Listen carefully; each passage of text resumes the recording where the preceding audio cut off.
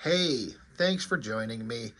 Um, I've put off making this video for a couple of days because I just can't help but struggle with what the hell am I going to say.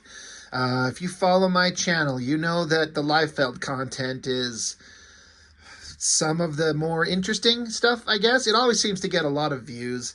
Um, but I don't think that's because of me. I mean, I think Liefeld just in general on anybody's channel generates a lot of views because the guy's so controversial.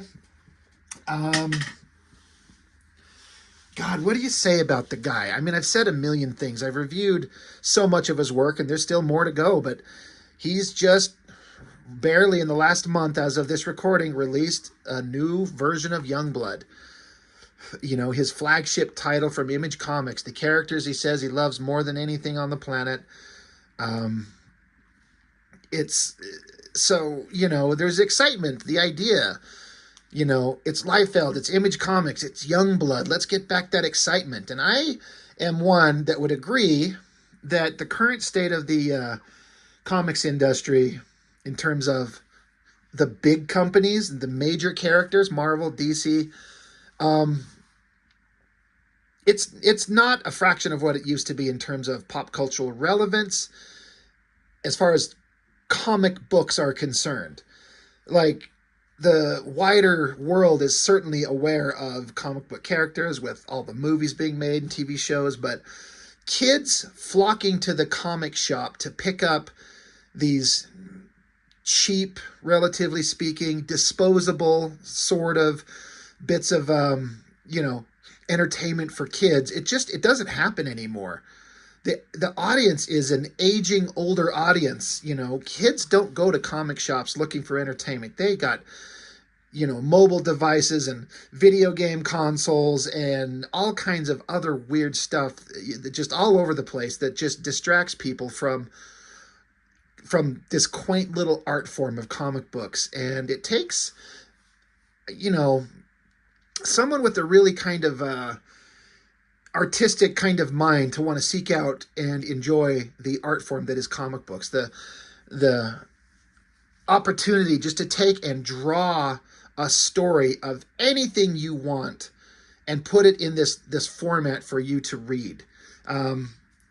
It's not entertainment for the children en masse by any means. It's just like this little kind of like cutesy little niche market anymore, it seems like to me. And it's really sad. It's really unfortunate. But, you know, I would say, like, I think my mind's everywhere. I'm trying to think of all these various things I wanted to talk about. But modern comic books, there's no excitement there. There's some good artists for sure, but does anybody give a shit about what Marvel or DC are doing anymore? Even Image Comics as a brand, is anything exciting anymore? It just doesn't seem to exist, and it's unfortunate. And so to see one of the big guys, who is one of the premier names from the 90s, come back and not reprint, but do a new issue of his star title, you know, I get the excitement that a lot of people have. I certainly understand it. And according to Mr. Liefeld himself, I could be wrong. I'm not going to say this is firm, but I think I saw somewhere that he wrote, or I heard him say that he passed $200,000 in sales for this Youngblood. Anybody could fact check me on that. I'm pretty sure that's what he said. And that sounds pretty staggering for what's essentially an indie book where he's done everything except the coloring and the lettering. But it's not that simple. He doesn't even have a fucking dollar amount on the cover. These aren't sold in shops. This is all done through his like website. I got this at the Rob Liefeld Creations. And then there's his page on the Whatnot app, if you all know what that is. That's where he sells these things primarily. And they're selling them for like a single issue for $80, $100. I watched some gold foil signed limited edition that he put up for people to bid on, and it got over $300 for this one comic. So the numbers, he wants to tout the numbers and the sales. I don't know how many actual physical copies has he sold. I would love to know that. But in terms of money he made, I don't doubt for a second he made a lot of cash. But these are all hyper inflated, ridiculous bullshit prices. At $80 for a comic, I paid 25 to $30 for this issue, just from the Rob Liefeld Creations. I guess this little squiggly Sharpie mark down here is a signature. I didn't even know I was getting a signed one. But it's a lot cheaper on his Rob Liefeld Creations site than it is the Whatnot app. And I got to choose various covers, and I kind of dig this one with the grayscale, and then the only color pops are like the flesh tones on Shaft here in his hair and up on Chapel. But the gray tone I kind of dig. But those numbers have to be hyperinflated, because when people are paying $80, $100, $250, $300 an issue, yeah, the sales are going through the roof. But how many physical copies have you moved? Plus, over on that Whatnot app, I mean, people are buying. Liefeld made, I don't know how many variant covers, which is funny because he likes to hype, like New Mutants 100. He's like, sold 1 million copies, no gimmicks, no nothing, just a good comic, good story, good characters. Like, he wants to hype up, no gimmicks. This Youngblood is nothing but gimmick. And then he's got his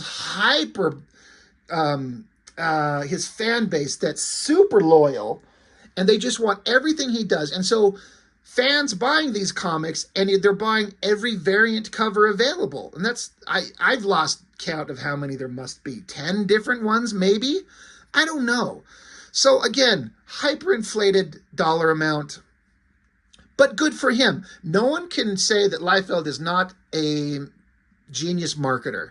He sells his name, he sells his brand, and his excitement and enthusiasm, you know, his fan base just eats it up. And Liefeld, for me, I liked him back in New Mutants and X-Force days. He seemed like a, you know, just an enthusiastic guy who can't really necessarily draw very well, but he certainly draws in a way that's eye-catching. And I put these out here because these are, in my opinion, his absolute peak work. New Mutants 100, X-Force #1. And X-Force numbers 2 and 3, that's still kind of there too. And it just starts tapering off. And he's never been as good since, in my opinion. It's just not the same. But you ask him, this is the best thing he's ever done.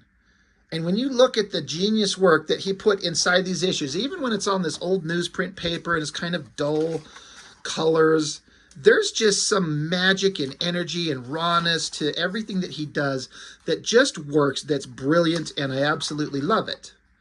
You know, New Mutants 100, X-Force #1, you know, they move on to brighter colored paper, you know, the coloring's a lot more vibrant. Everything just works. It's absolutely great. This is my, like, shit copy. I've got, like, 3 copies of this thing, and this thing's obviously been, it looks like a dog chewed on it. I think it's seen some water damage, but, you know, this is one that I don't really give a shit about, so that's why I busted it out to flip through it. But it's vibrant and exciting and great. As compared to this garbage, like, it's, you could form your own opinion, for sure. But, yeah, young Liefeld back in the day, I always liked him, but he absolutely eventually just became such a hyper-controversial figure. And I think it was all with the Image comic stuff, because he had 1 million books they were putting out, and they were always late, and they were always garbage. They were always crap by any objective measure, with, like, childish stories, childish art. There's a few exceptions here and there, of course. But he somehow just keeps himself going. Then, of course, he gets fired or quits from Image Comics, so then he's instantly the enemy of everybody. And he just, you know, everyone shits on him, myself included at times. And so the man has become hyper defensive to a point that's almost embarrassing. It's like, what old man should be this fucking over the top grumpy? Like, if you are not an absolute ass kisser in every way, you're just saying you're the greatest artist in the history of comics, if you're not that guy, If you dare to say, yeah, I like this, but I don't think this that you did is very good, but this is brilliant. I am a huge fan. He'll get pissed at you, tell you to go fuck yourself, and block you. Like, he doesn't hold back. And it's like, someone's just offering up saying, for example, I didn't care for this one issue of this one thing, but I'm a huge fan of all your work. Thank you for what you do. And because you dared to mouth off one slight bit of criticism, you're the enemy. And it's that kind of shit that makes me dislike the man as a creative. The guy's a pompous dick. He's such an insufferable shithead. I can't believe it. You know, and he thinks he's absolute brilliant. He thinks he knows everything. You know, he's at premieres, at movie studios. You know, I made Deadpool. Look at these big movies. They don't exist without me. And that's all true, but be a humble motherfucker. Anyway, it's 10 minutes in. I'm sorry. We got to look at the book. In terms of a cover, I chose this because I think the coloring looks really good and the basic stance is fine. Boy, his arm's fucking misplaced. They're not in proportion. The fist should be mid-thigh. That's just proper human proportions. And so they're these short fists. And then even those things are off kilter. Like, look, the lower part of his bicep up here and the lower part of his bicep there. They're so off center. But his fans will tell you, I don't fucking care. And you know what? Hyper anatomical accuracy is not the end-all be-all of good, exciting comic art. Just ask Eric Larson, Todd McFarlane, Rob Liefeld. Hyper accuracy is not what's necessary, but it's like these are just dashed out super quick to the point where, like, you can tell he's just not paying attention and he doesn't care. But this grayscale looks great. I have to say, through this entire book, the coloring by Juan Manuel Rodriguez, he is the superstar. He does heavy lifting in the art here, big time. And his coloring looks beautiful. I would take coloring in my comics like this any day. Juan Manuel Rodriguez, brilliant. Chance Wolfe, additional inks. I mean, I would love to know where he inked. I'm sure it's some bullshit backgrounds. Oh, wait, it can't be backgrounds because backgrounds don't exist in this dojo. You know, anatomical accuracy does not exist in this dojo, does it? No, Master Liefeld. Backgrounds do not exist in this dojo, do they? No, Master Liefeld. So what is here? One of my buddies, Jason, he got this comic like a week before I did, and he was talking about it, and he's like expressing his opinion on it back and forth one way or the other. And I asked him, I said, is this a continuation? Like, you've read it. Is this a continuation of the Youngblood characters from the original run?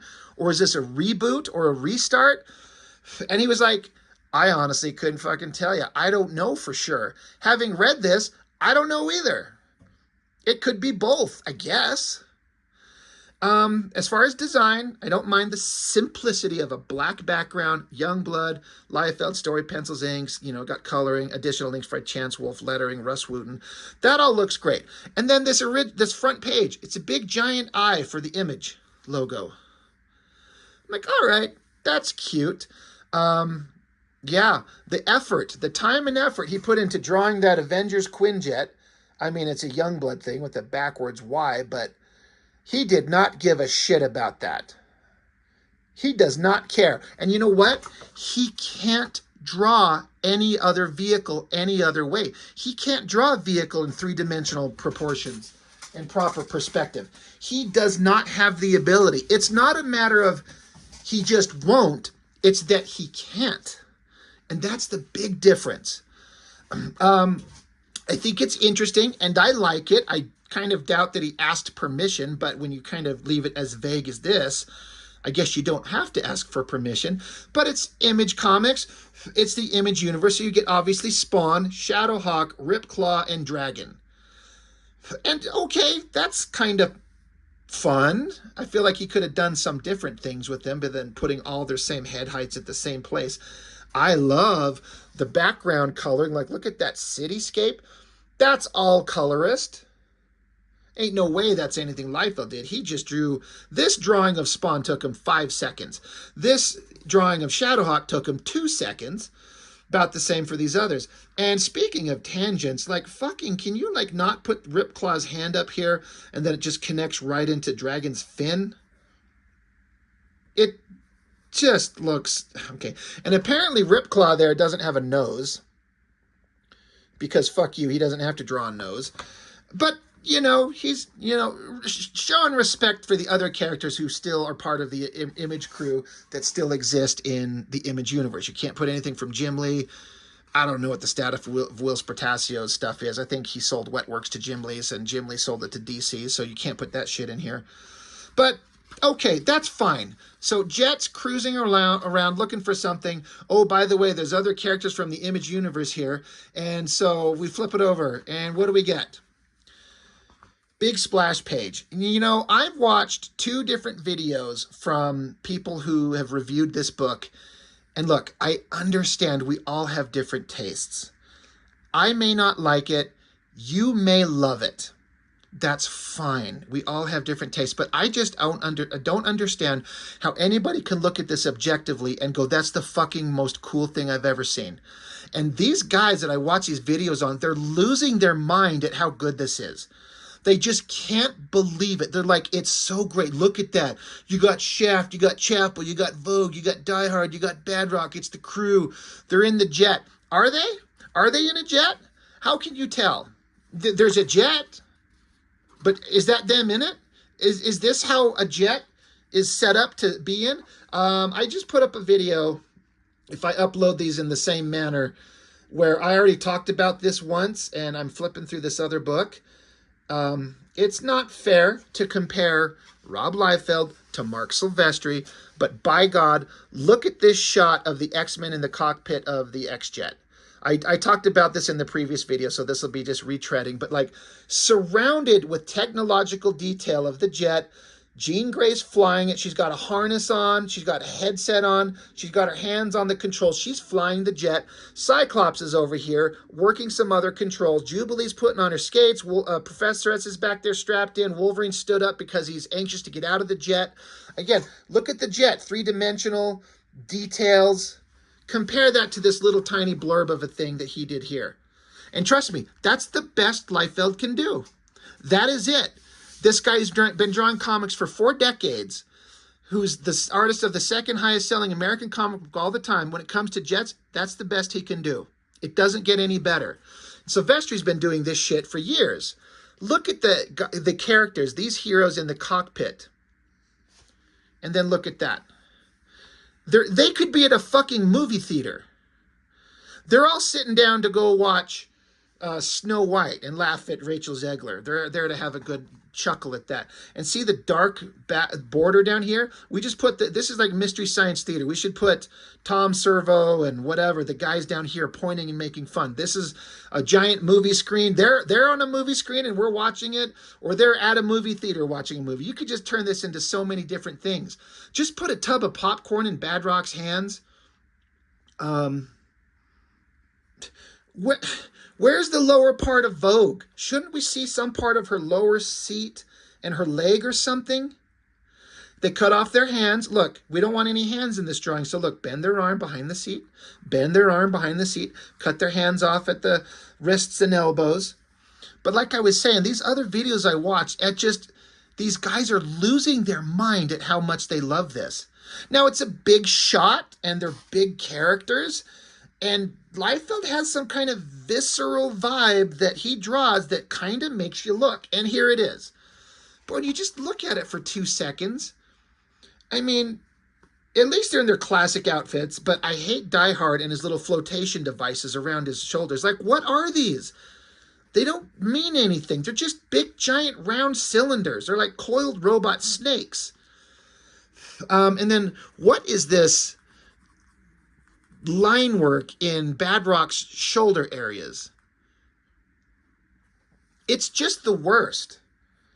The coloring looks beautiful. Like, look at the lush, vibrant colors on Shaft's face. You know, Shaft's face looks pretty good. You know, the faces are all kind of fine. Chapel looks fine. She looks kind of fine. You know, like, it's all kind of, I do have to say, I'll preface this 20 minutes into it. I was expecting this to be the worst thing I've ever seen Liefeld do. It's not. It's not the worst thing he's ever done. But it's still far, far from the best thing he's ever done. Let me tell you, if you've ever read anything from Extreme Studios of Youngblood, you have read this book.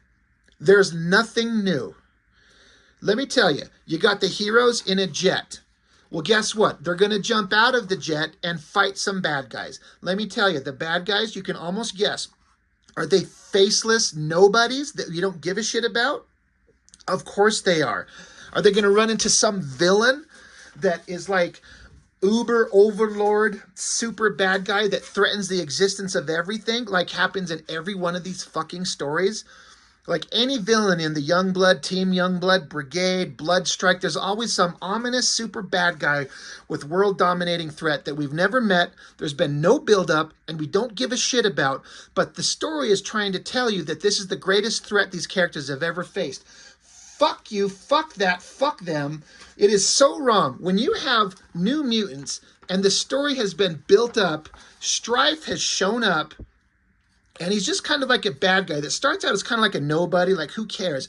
But there's a slow build on the character. And he's getting more and more dangerous, and is revealed right at the end of this issue. God, these pages are so old and dry, I can hardly turn them. When they show that Strife is actually Cable, in theory, maybe, we're building up the villain. We're introduced to him several issues ago. He's got little bits of story here and there, and then this major kind of cliffhanger shows up. I'm invested in this villain, but there's not one villain in any of these Youngblood comics since 30 years ago. What is it? 33 years ago, where there was any villain that was given any kind of build-up in the Youngblood universe that you give a shit about. They're just big, ominous bad guys, and they tell us they're scary. They don't show us that they're scary. They tell us that they're scary, and then our guys jump out of a jet and start punching each other. And like I said, these other videos that I watch where these guys are just losing their shit over how brilliant this is. I'm like, okay. Okay. You see how close Shaft and Die Hard are? Like, they're right next to each other. Well, you get this other panel. Suddenly, they're sat about 10 feet apart. So, they have to get ready. This yacht just appeared. It says, literally appeared out of thin air and wasted no time in taking out 2 patrols attempting to investigate. So, and they have this bad guy. This is the first time we see this little mask, this little panel. His name's Xerxes. You remember the bad guy from Frank Miller's 300? I mean, I know the character Xerxes is an actual Persian. It's not a fictional person, but in terms of comics, he's Xerxes. He's a super bad guy, and that's the panel that we see. Who is he? Where has he ever been before? Who can say? I can't say. So then this is Youngblood. They're in the jet and they're gearing up. So Shaft is just flexing his biceps, and then I guess that's supposed to be Chapel. Look at his cute little fingers and holding that gun. That's the composition that Liefeld chose. Just to draw some kind of weird mass and then put a gun straight as possible and put little rectangles and call them fingers to show Chapel's armoring up. I was surprised to see a double-page spread of a yacht. It doesn't look like he bothered to look at a picture of a boat. It's kind of accurate-ish with kind of the curve and the perspective of it coming up and angling down. So maybe he looked at something here, but it honestly looks like a kind of like a giant floating toilet bowl. And then he has these 2 patrol boats that were shot down or sunk, and so they're burning, but look, it's just a little triangular part in the ocean there, and that one too. The colorist is selling the hell out of it. Look, can you imagine what the black and white original artwork of this must look like? How fucking boring. A double-page spread of this boat. He should have made the boat a small thing and then made a big cross splash page on the bottom half of it with the characters all gearing up.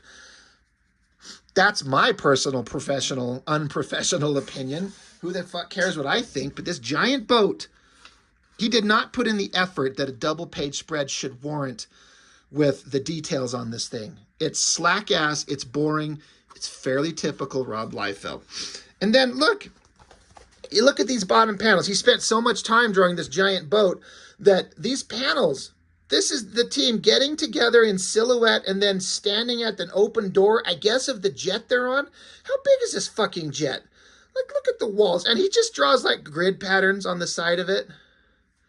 That's him putting in effort. That's the master artist giving a shit. That's what you've paid $200 for an issue. So third double splash page in a row. You got one double splash page, basically two, and then here's number 3. So now the team has stood up, looking awesome in theory. Once again, Liefeld's inking himself, and I've made no bones about the fact that Liefeld inking himself in this era is the best version of his artwork because he used a Hunt 102, a dip pen, and it forced a different line out of his hand that I think looks so much better. It's a little rougher, a little wobblier, but a lot more life to the line work. I absolutely love it. This shit looks like sketchy garbage. Like, look at Chapel's face.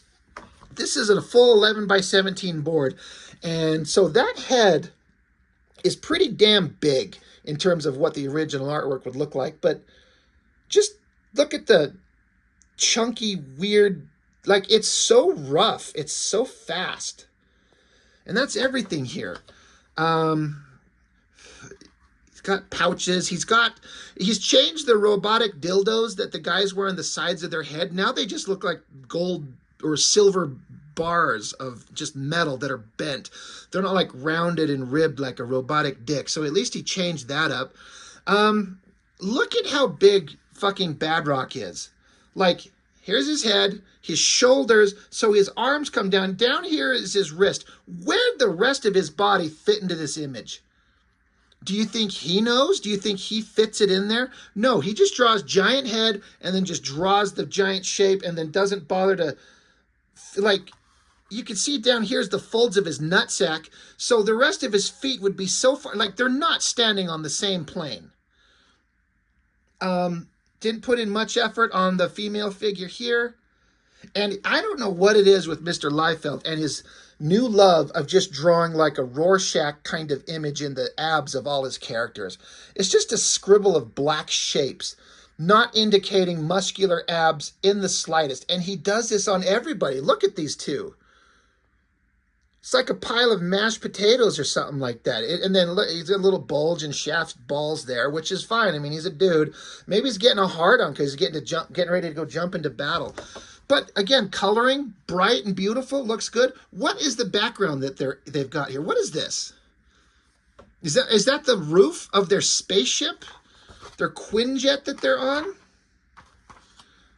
Who can say? I can't. Doesn't tell you. We're just supposed to, like, they're standing there and they're staring at us. He's looking at us. Liefeld loves to do this shit. Why not have the characters look like they're interacting with each other? Have Shaft looking over his shoulder and have Chapel kind of looking back at him. Have Die Hard looking off the other direction. Give them some life. Give them some character. Give them some personality. They just stand there staring at you. And that's Liefeld. He wants the character staring at you because Liefeld is a one-trick pony anymore. He has nothing new to give.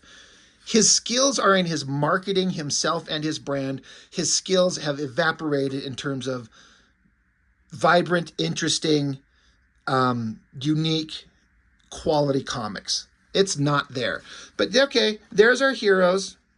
They're standing around. They're looking tough. Badrock, Mission Clarity, what's the hurt index, team leader? God, he even doesn't draw Badrock good anymore. Shaft says, pain, break shit if necessary, lethal force allowed, green lights all around. And so Chapel says, my focus is reaching the hull.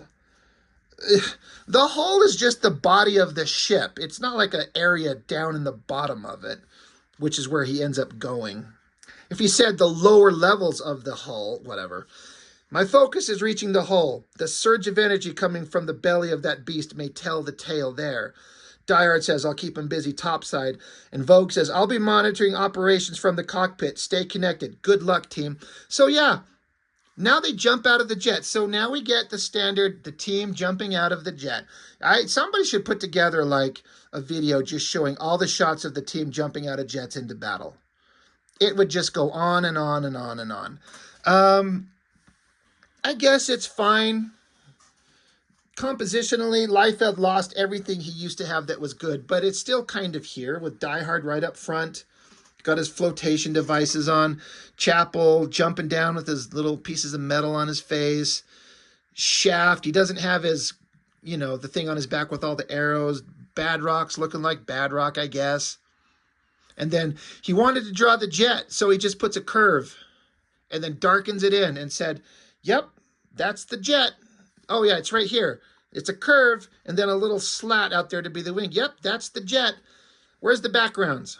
Oh, there's some crosshatchy lines. Okay. Colorist is selling it. So now we get big action shot. Every character kind of gets a big awesome shot. Now, one of the things I was wondering, Chapel, didn't this fucker blow his own brains out and go to hell and become a demon? I was like, so is this a reboot or is this the same team? So who's Chapel? It says here, Chapel, heavy armor weapons and heavy armory, weapons and tactical specialist. The ghost of his father drives him. Some say possesses him. Okay, at least they addressed it. So Chapel pumped a baby into somebody. He probably pumped a baby into several somebodies because Chapel was a little man whore. And so this is his kid. Okay, sure, if you say so. Do you notice how Chapel has big giant rifle thing, and then jumping mid-air, I guess he straps it to his back and pulls out two smaller handheld guns to start shooting at things. Coloring looks great. Badrock in the background is, I guess he's okay.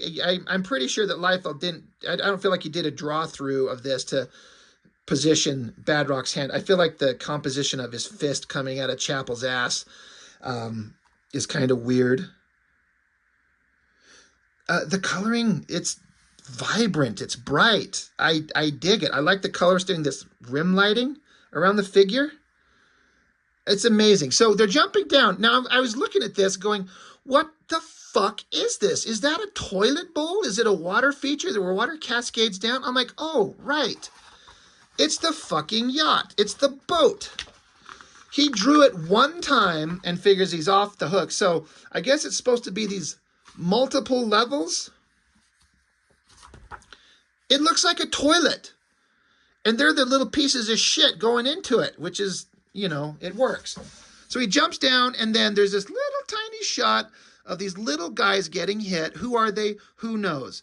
Chapel says 4 down. 4? He only shot 2 people. Fuck you. 4 down. Deck is cleared. 2 minutes to target. I have visuals. Xerxes in plain view. And then in this little tiny panel, this is our introduction to the main villain. See this little tiny panel? This little tiny guy? He says, defend the Megalodon. That's the name of the toilet bowl boat. The world shall bear witness as we humiliate and destroy. This is supposed to be the new villain. And this is his introduction. All this space. And that's what you get. Do you remember over in when comics were good? And you'd get giant shots of these characters. There's a better example. There's one in each. But, look in X-Force number 1. The team. Guess what they did? At least they didn't jump out of a jet here. At least they landed and then just charged in. But then you get the team of heroes charging in to face a bunch of faceless, nameless, nobody bad guys. But at least once X-Force takes out the faceless nobodies, they end up fighting some actual characters like the Mutant Liberation Front, Forearm and Reaper and Wildside and whoever the fuck this other guy is. They're at least characters with superpowers that present some kind of a threat. But they go on for pages fighting.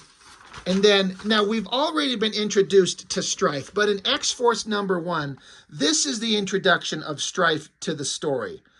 Giant vertical double page spread. Big, awesome shot of him standing there, his leg up on a panel. They got the little stupid Thumbelina thing down here. This is the introduction of Strife. in X-Force. Now, again, I understand he's already been introduced in the comics before, but this is X-Force #1. This is his first appearance, so it needs to kick you in the nuts. That kicks you in the nuts. This just tickles your asshole with their pinky finger. This is so stupid. Like, I'm beyond frustrated with how dumb this is.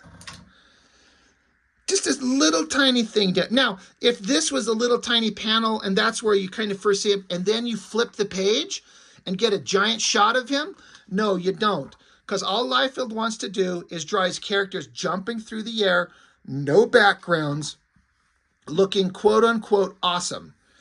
So Die Hard's flying around. He tells Chapel, keep moving towards the hull. I've got this. He's like, don't worry, I'll take care of this. I was literally made for this. And so Liefeld makes the distinct choice to put half of Die Hard's body here. Why? What is he doing? In relation to what? What is this half shot of his arm and his ass cheek? Like, the bad guy's there. Look, this is the second time we see the guy. Besides his face shot on that first panel where he was seen on the TV screen there. Then he's introduced this little tiny thing there, and he's this little tiny thing there. Colors are vibrant and beautiful, and it looks great. But what the fuck kind of choice is that? Have the bad guy standing. This is just the worst. It's so stupid. Somebody justify that to me. But of course, there's our golden god Xerxes, big red cape, metal armor, but he's gold instead of like strife with the white, silver, whatever. Now you get big shot of Die Hard. Okay, you had the big shot of Chapel. Everyone's going to get a big shot, right? That's not bad. It's, it's pretty powerful. It's got the weird kind of mashed potato Rorschach test stomach abs. And I love this, like, digital coloring, kind of like dry brush, watercolor look. The colorist, whatever decisions he's making kind of works. But that looks kind of cool. Okay, so more unseen bad guys. We've seen a bad guy here. Looks like Snake Eyes or something. That's the only bad guy we've seen there, and we've seen those two bad guys there, besides the main bad guy. So one bad guy, two there, one there. There's just gun barrels shooting at him. He dives straight down. Fuck your backgrounds. There's no backgrounds, but he's out on the ocean. There's nothing but water and clouds. So it's almost as bad as putting somebody in the mountains during winter, where it's just a bunch of snow. So you just draw a bunch of like triangular mountain shapes and a bunch of white for snow and a few tree branches. The easiest background in the world to draw. I stand corrected. Put them out in the ocean on a boat. Just don't draw the boat, and then you can say, well, there's water and there's clouds, and so I don't have to draw backgrounds. So Die Hard smashes more of these unseen bad guys. Just a clump of them. There they are. And then there's a couple more just standing there. Look, he did some backgrounds. He just put an angled wall. He just drew it in an angle. And like, okay, they're sort of standing somewhere. It's a weird, big, beefy, anatomically strange shot, but I don't mind that. This big shot of his face, that's kind of awesome. The glowing eyes, they're canted and skewed kind of weird. The coloring is what's selling it. But this intense close-up shot of his face, it works. And now Die Hard, you remember back in the books, they wanted Die Hard to be kind of like, have some Captain America elements. So he had this giant metal silver shield. Well, now he's got flame shield and flame sword, which is fine. Sure, why not? That's cool. It's not the weirdest thing to happen to a comic book character. The weirdest thing, look at the proportions on this giant upper body. This giant upper body and this weird little, like, thigh and knee. God damn. It just... Liefeld's just stretching the asshole of artistic believability so wide that we can fit the giant black dildo of crap art up our asses, and we're going to love it. It's just... It's so weird. So, flame shield, flame sword, more bad guys are just shooting at him. So I guess he throws his flame shield, cuts their heads off, and the sound effect is the Spider-Man web shooter thing. He says, thwip, thwip. Okay, that's cool. There's two heads and one body. That's awesome. Oh, and so Badrock. That's not even like he didn't even get the visual space that Die Hard gets there and there and there. It's just kind of like a little panel. It's all right. It looks like Die Hard, or rather, it looks like Badrock. He's got some shotgun shells or something on his giant stupid shoulder pads. So he shows up and punches bad guy. Look, this is our another introduction to the character. Just him getting punched, this little panel. Where the fuck is this guy introduced at? He should have a big giant shot like this, with him standing there pointing and cackling and giving his motivations for why he's there and what he's doing and why he's going to do it. But he's just had these little tiny panels, and then Badrock shows up and punches him. So then Xerxes punches him back. So now they start trading punches. This looks like Frank Miller Batman Dark Knight getting slugged by Superman. But bad guy starts saying, look at you, a monster like the fable of old, cough, cough. I've felled both a cyclops and a minotaur. What manner of creature are you? He says, it's a Badrock what's gonna whoop your ass, Goldie.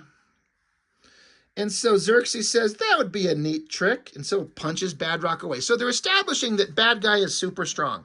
If you are trading punches with Badrock and it's not affecting you, I mean, I guess he's bleeding, so it's sort of affecting him, but you can smack Badrock away. Okay, he's tough. But the introduction to this character, in a sea of terrible villain introductions by Liefeld, this is quite literally the dumbest and the worst. But if you go ask him, it's the greatest thing he's ever done in his life. So Shaft, he's coming down. They just falling through the air. I guess all this shit's been happening since they jumped out of the jet. All of this action, and Shaft still falling. Shoots some arrows at somebody. Who the fuck is this? Who did he shoot an arrow at? And what a fucking bad cropping with having the arrows impacting this body here, but it's cut off with his bow. It almost looked like it was two panels. I'm like, well, what's this panel? Oh, it's one. It's so stupid. He does not give a shit. He kicks some other guy off. This guy's got like robotic arms. Who's the guy with robotic arms? We never see him. He's not these guys that look like just like Snake Eyes ripoffs. So Shaft lands, and then his bow snaps into two pieces and becomes like swords. Okay, I'll accept that as like a weapon enhancement. That's fine. So Shaft, now he's using swords and he's cutting apart the Snake Eyes guys. He's got to stare at us every time, looking at us, looking at us, looking at us, looking at us. And then there's just some giant, muscular, metal-faced motherfucker out of the blue. Who is he? Where did he come from? You got Snake Eyes guys, you got random dude there, and then you got random nobody here. Who cares if this team is beating these guys up if we don't know who they are or why they're awesome? So he's staring at us, and the text is telling us that Shaft is awesome. He trains hard. He's the most bad motherfucker ever. He's kicking at whoever this thing is. And Liefeld just decided this day he didn't want to draw multiple fingers. So he put like a fucking deer hoof on his foot, on his end of his wrist there. How hard is it to draw 3 other fingers on the other side? Fuck off, man. So more Snake Eyes guys come along. Is Shaft punching this guy? I guess. Where's the backgrounds? Where are they? They're on the floating toilet bowl. Out of the blue comes this motherfucker. I guess I'll give Liefeld credit for choosing a quote-unquote interesting side shot panel. I've never seen that before. Like, oh, okay. That's something. I saw this guy, and I'm like, who's this? He says his name is Vandal, but I'm like, I've seen him. And I'm like, oh, wait. Do you remember the Brigade remaster where they redrew the entire thing? There's a whole video on that. But fuck that. The flip side of the book was Liefeld's previous magnum opus. Is that the correct term? For a minute, he was touting Airborne as the greatest thing he's ever done. It's the greatest work of his career. He's got it in his head that this is going to be the greatest thing he's ever done. He said this about this thing. And he was touting it. It was like, what if Superman was evil? You did that with Supreme, you fucking shitface. But, and it says, all new explosive new series. All new explosive new series. Like, thank you for putting new twice. But it's like just a 5 or 6 page preview of a book that he never finished. He never followed up on. Why am I bringing this up? Because Liefeld has multiple projects. There is the Brigade Kickstarter that is still unfulfilled. There's the Bloodstrike book that he never finished with the dick in a jar. You know, you never saw the end of that story until some clown decides to do a fan comic on it and show you what actually happened. This Airborne thing, he never followed up on this. And I bring this up because there's this main guy, and he's Superman, and he's a bad guy. And towards the end of this thing, there were these guys. And now this kind of looks like the main villain, sort of, the Xerxes in the other pages. But there's this guy. He was just on this page. There he is. He's just a bad guy. And now, fuck Airborne, that he touted years ago as being his greatest thing he was going to do. No, he's not. You will never see that. But now the character's here. Okay, sure. Let's have Vandal show up. And he gives him kind of a weird speech pattern thing. It's like a rough bubble, and it says, it breathes, it bleeds, grrr. He grunts. He says, grrr, time to play, time to slay. Tag Vandal says you stay. Tag Vandal says you stay. I'm like, oh, this is just Deadpool. Liefeld is a one-trick pony, and he's always got to have a Deadpool stand-in. He's got to have a Cable stand-in. He's got to have all these characters. He's had Superman. He's had Wonder Woman. He's had Sabretooth. He's had Gambit. All these characters that he creates, and he just creates his own alternate versions. Does he have one original character or idea anymore? But yeah, look at this. It's just Deadpool.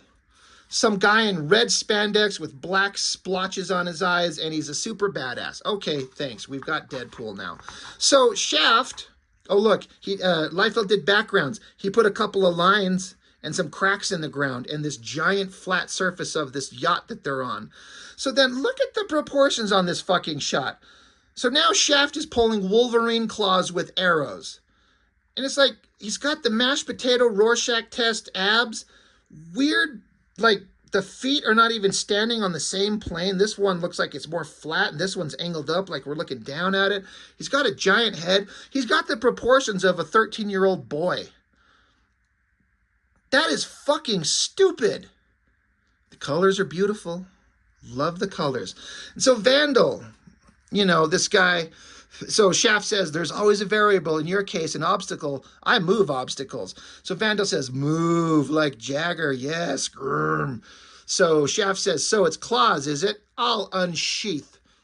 Vandal says, snickety snick. Vandal been tricked. Time to dance. Time to die. I don't mind that dialogue from Vandal. You know, it's got like a psychotic, weird kind of vibe to him. That's fine. Slashes at Shaft. Slashes at him again and again. And then Liefeld puts a boot in the guy's face. Okay, sure. Coloring looks beautiful. So then Shaft, I guess, slices at him. What is this? What is this curved black shape? You couldn't bother to draw a guy getting slashed at? Like, is it that hard? This big close-up of Shaft's face, I kind of dig. It kind of looks like old school Liefeld stuff. I kind of dig that. So they have some words back and forth. They talk tough to each other. And then Shaft, I guess, gets out his bow and arrow, is going to shoot him down. But then I guess Shaft gets... I thought at first he was getting shot, but I think it's supposed to be implying that he got his weapon shot out of his hand. But the impact points are up here, and his bow and arrow is down here. So I thought Shaft got shot. Fine, shoot him. I don't care. Who shows up? Well, this is a foot. And Shaft's on the ground. He's like, oh, shit, look, Cable showed up. Cable's here. He's got the same pieces of bent metal on his face. You know, Chapel's got the silver ones, but Cable's got the gold ones. So this is Major Bravo, is that his name in the Youngblood universe? It's just fucking Cable. Look, isn't this cute? He must be a teacher because he's got a bunch of number 2 pencils strapped to his harness here on his shoulder so he can go to class and hand out pencils to his students. That's a gun.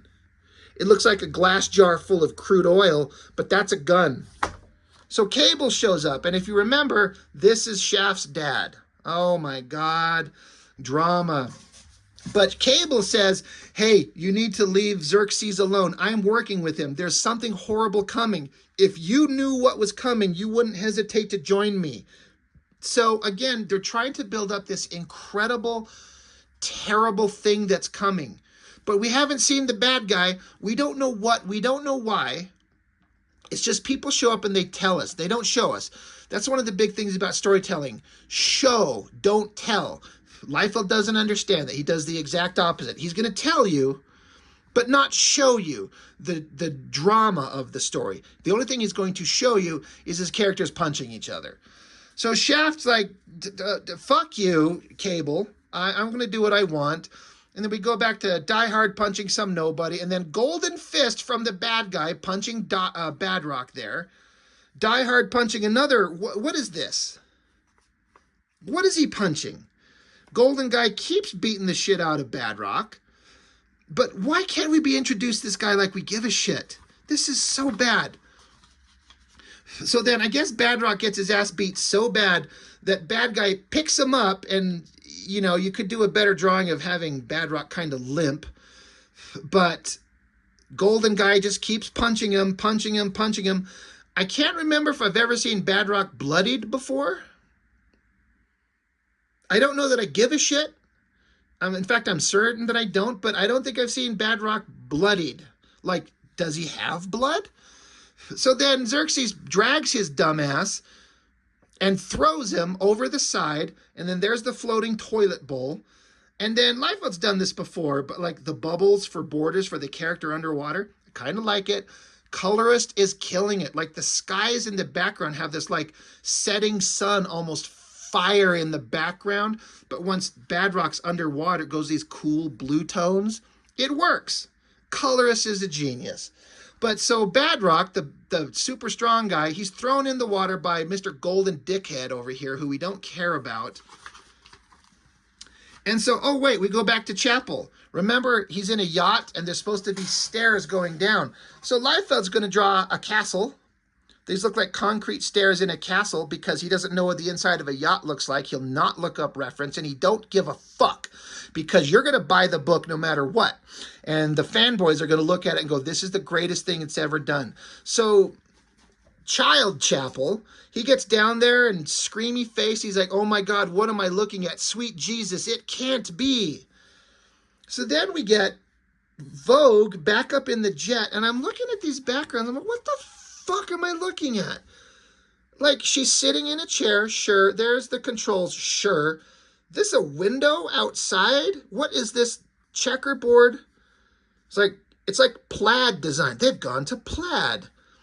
And but what are we looking at down there? Is that the boat? Is that the floating toilet bowl through the window?